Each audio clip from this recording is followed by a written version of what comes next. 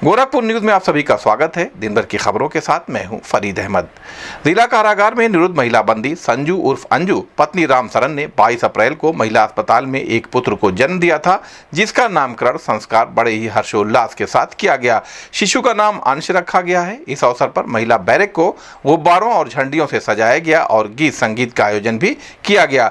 महिला बंदी अंजू और उनके शिशु को वस्त्र, मच्छरदानी और दैनिक उपयोग की अन्य सामग्री कारागार स्टाफ द्वारा भेंट की गई। साथ ही कारागार में सभी बंदियों के लिए विशेष भोजन की व्यवस्था की गई थी। इस अवसर पर जिला कारागार के वरिष्ठ जेल अधीक्षक श्री डी.के. पांडे, जेलर श्री अरुण कुमार कुशवाहा, उप कारापाल श्री विजय कुमार, श्री विश्वनाथ पांडे, श्रीमती कृष्णा कुमारी और श्रीमती अमिता श्रीवास्तव ने महिला बंदी और बच्चे के उज्जवल भविष्य की शुभकामनाएं। कैंपियरगंज थाना पुलिस ने हत्या कर शव को छिपाने के आरोप में 2 संदिग्धों को गिरफ्तार किया है, जिसके संबंध में एसपी नार श्री जितेंद्र कुमार श्रीवास्तव ने बताया कि मुखबिर की सूचना पर 2 अभियुक्तों को गिरफ्तार किया गया है, जिनकी पहचान गुंजन पुत्र दुखी निवासी अलीगढ़ टोला, भगवानपुर थाना कैंपियरगंज जनपद गोरखपुर, दूसरा शिल्पा पत्नी गुंजन निवासी अलीगढ़ टोला, भगवानपुर थाना कैंपियरगंज जनपद गोरखपुर के रूप में हुई है। एसपी नर्स ने बताया कि अभियुक्त की पत्नी ने मृतक से अवैध संबंधों की जानकारी मिलने पर अभियुक्त ने अपनी पत्नी और स्वर्गीय बड़े भाई के पुत्र के साथ मिलकर गले में गमछा लपेटकर और लोहे की सरिया से प्रहार करके उसे मार डाला और शव को दुसवा जंगल में छिपा दिया था। इस मामले को लेकर थाना कैंपियरगंज पर तहरीर के आधार पर मुकदमा दर्ज किया गया था। संदिग्धों के पास से एक लोहे की सरिया, मृतक का एक टूटा हुआ मोबाइल, एक छोटी diary, Aadhaar card, 2 SBI ATM card, 2 green card और 1 पैन कार्ड बरामद किया गया है। गिरफ्तार करने वाली टीम में कैंपियरगंज थाना अध्यक्ष श्री अनूप सिंह, वरिष्ठ उप निरीक्षक श्री दिनेश कुमार साहनी, कांस्टेबल विवेक कुमार, विकास वर्मा, महिला कांस्टेबल अमिता यादव व चालक चंद्र प्रकाश तिवारी शामिल रहे।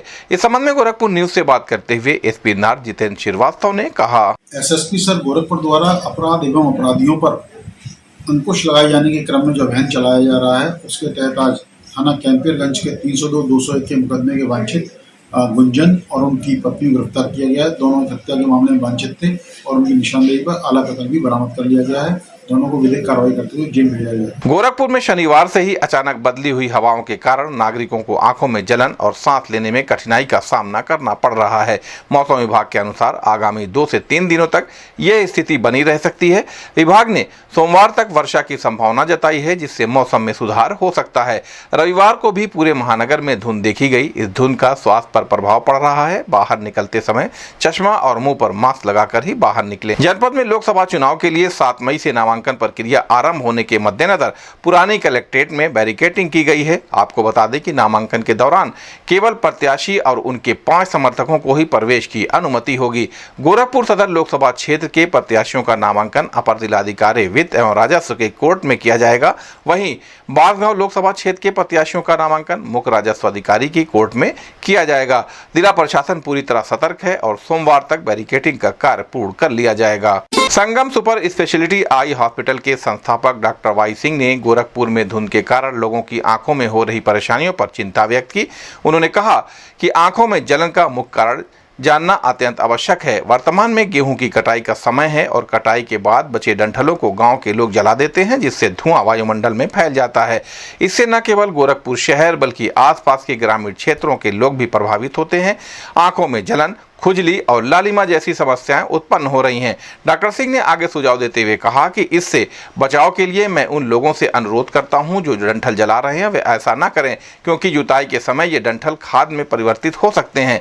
जिन लोगों को आंखों में ज्यादा परेशानी हो रही है वे अपनी आंखों को समय समय पर ठंडे पानी से धोएं। वाहन चलाते हुए हेलमेट व वाइजर नीचे कर लें और यदि पैदल चल रहे हैं तो काला चश्मा पहने। स्वयं अपना इलाज न करें और मेडिकल स्टोर से बिना परामर्श की दवा न खरीदें। यदि समस्या अधिक है तो नजदीकी नेत्र चिकित्सक से परामर्श लें और उनके सुझाव के अनुसार ही दवा लें।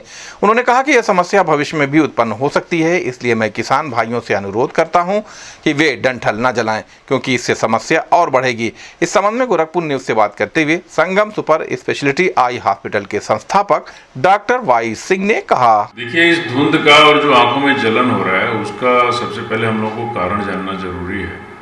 ये दरअसल इस समय गेहूं की कटाई के बाद जो डंठल बचे हैं गांव में उसको लोग जला रहे हैं, जिसकी वजह से ये धुआं पूरे वायुमंडल में, पूरे इन्वायरमेंट में फैल रहा है। इससे गोरखपुर शहर के साथ साथ जो ग्रामीण एरिया है वहाँ के भी लोग भी प्रभावित हो रहे हैं। इसकी वजह से आंखों में जलन, खुजली, गड़न, लाल होना, ये सारी समस्याएं हो रही हैं। इससे बचाव के लिए पहला तो ये करना होगा कि जो ये डंठल को जला रहे हैं उन लोगों से भी मैं निवेदन करूंगा कि वो लोग डंठल को न जलाएं, उसको नॉर्मल खेतों में अपना जुताई के समय वो एज ए खाद बन जाता है। और जो लोग इससे पीड़ित हैं, जो लोग परेशान हैं, उनसे ये मेरा निवेदन है कि आँखों को थोड़े थोड़े समय पे साफ ठंडे पानी से धुल लिया करें। बाहर निकलें तो हेलमेट लगाएं, शीशा गिरा कर के हेलमेट का चलाएं। पैदल चल रहे हैं तो चश्मा, काला चश्मा जो प्रोटेक्टिव ग्लासेस होते हैं उसको लगाएं। और इसके अलावा सेल्फ मेडिकेशन ना करें, खुद से जाके मेडिकल स्टोर से दवा खरीद के ना इस्तेमाल करें।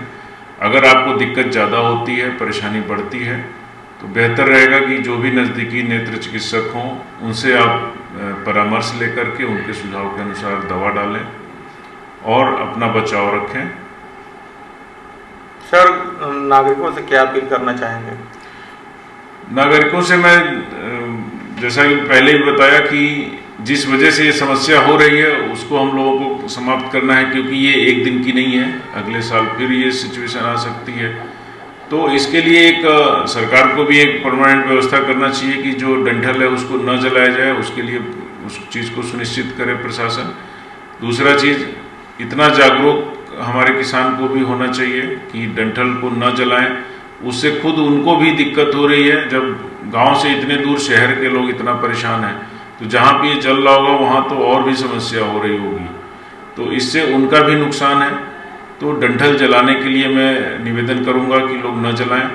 इसके अलावा जो सेगमेंट, जो लोग इससे पीड़ित हैं, वो अपने आँखों का ध्यान रखें, आँखों को समय समय पे पानी से धुलते रहें, धूल धुआं से अपनी आँखों को बचाएं, जब ज़रूरत हो उतना ही बाहर निकलें।